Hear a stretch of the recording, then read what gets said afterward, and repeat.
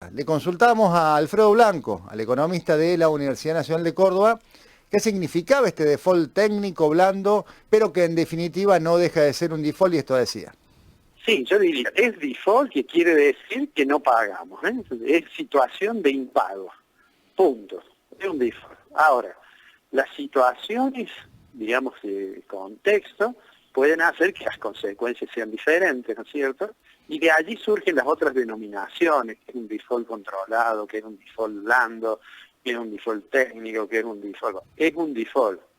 Lo que sucede es que, bueno, seguramente, el gobierno espera no tener las dificultades a partir de hablar con los acreedores que suele tener no pagar. Es decir, cuando no se paga un título de la deuda soberana, a partir de un determinado número de tenedores de capital adeudado, ¿no es cierto?, pueden iniciar lo que se suele llamar aceleración. Es decir, así como en los contratos, a veces cuando uno firma un contrato dice que si no paga la cuota, será exigible el monto total como si fuera de plazo vencido, en los títulos la aceleración significa que no solamente me reclamarán lo que no he pagado, en este caso, por ejemplo, los 503 millones del bono globales, sino que pueden iniciar el reclamo por toda la deuda, ¿no es cierto? Alfredo, ¿y esto Ese es afecta en algo a la micro o a la macroeconomía en el corto plazo?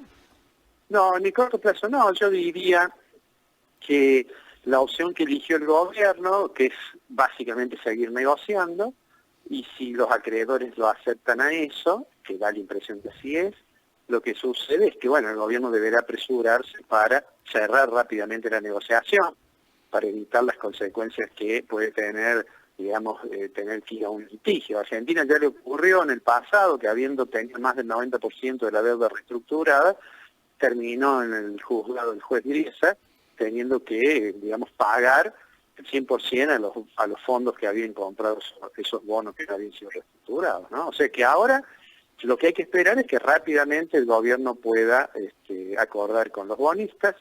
Esto, por supuesto, significa que el gobierno, que inició diciendo que hacía una propuesta y que esa era su última palabra, no va a ser así. Yo creo que ya lo dijimos en una oportunidad.